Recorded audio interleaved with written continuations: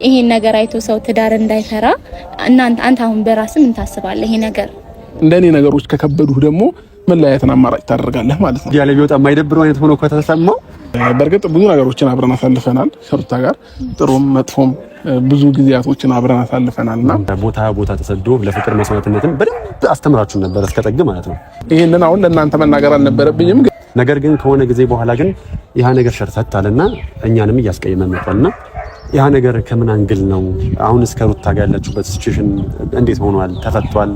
አንዳንድ ሁኔታዎች ናቸው አንዳንድ ጊዜ ወደዛ ነገር የሚገፋ እንጂ ሰው ወዶ እኮ እኔ ወድጄ እኮ ሰው ላይ መቀየር አልፈልግም። ግን ምናልባት ወደ አንተ መስመር አንተ ወደምትፈልገው ቅርጽ አሁን ለምሳሌ ሴት ልጅ ቤቷን በደንብ አድርጋ መስራት ትችላለች ተብሎ ታሰባል አይደል?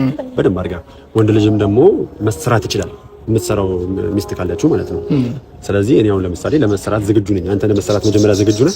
ጊዜ አብሮ መሆንን ፈልገ በአንዳንድ ነገሮች ምክንያት ከኢኮኖሚ አንፃር ከምን አንፃር ወደ ኋላ መሸሽ ማለት በጣም ቻሌንጅ ነውና ነገሮችን እኔ ተሸንፌ ነገሮችን ማስተካከል እችላለሁ ብለህ ታስባለህ? እንደምን እንዳድረሽ የፍቅር ዋልክ ብለን እዛ አይደል እንዴ? በደንብ ነገሮችን አስተካክዬ ተሸንፌ ጥፋቱ ከኔ ከሆነ ተሸንፌ ሄጄ ነገሮችን ትችላለህ። ግን ትክክለኛ ማንነት የሚመጣው አግብታት አብረህ ስትኖር ብቻ ነው። ስለዚህ እኛም ምናልባት ያኔ በጣም ስታዩን ወደዳችሁን ወይንም ስታዩን በእኛ በጣም እንትን ያላችሁ ሰዎች ያኔ ፍቅር እንትን ላይ ስለነበርን ይሆናል። እንዴት መሰለ ይሄ ፍቅረኛሞች የሚባል ታይም እና ባለትዳር የሚባል ታይም አለ አይደል? ያኔ ፍቅረኛሞች ነበርን። ከዛም በኋላ ነው ባለትዳር የሆነው እኔና እሷ ማለት ነው። እና ፍቅረኛሞች በምትሆን ሰዓት ማይክል ጃክሰን ዛሬም በአዲስ ነገር መጥቷል ማለት ነው። መቼም የማይክል ጃክሰን መልካምነት እንደቀጠለ ነው። የኔ ጀግና የኔ አንበሳ ዛሬ ሚዲያውን እየመራው ነው ማለት ነው። ስለዚህ ስለ ሩታና ስለ አብርሽ እንግዲህ አብርሽ ያለውን ነገር ተናግሯል።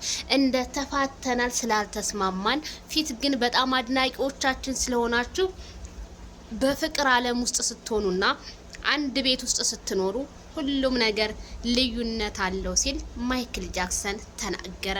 ስለዚህ የሩታና የአብርሃም ትዳር በህዝቡ ማነጋገሪያ ቢሆንም ግን ማይክል ጃክሰን በተለያየ ቤቶች እየሰጠ ያለው ምላሽ እንደ ተፋቱና ህዝቡም እያመነ ነው።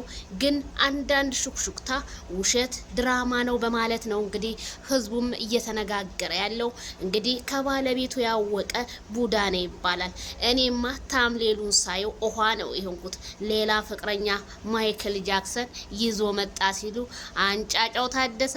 ዛሬ ደግሞ ምን ሊያንጫጫብን ነው ብዬ ድንግጥ ብዬ ነበረ። በሉ ላይክ፣ ሸር፣ ሰብስክራይብ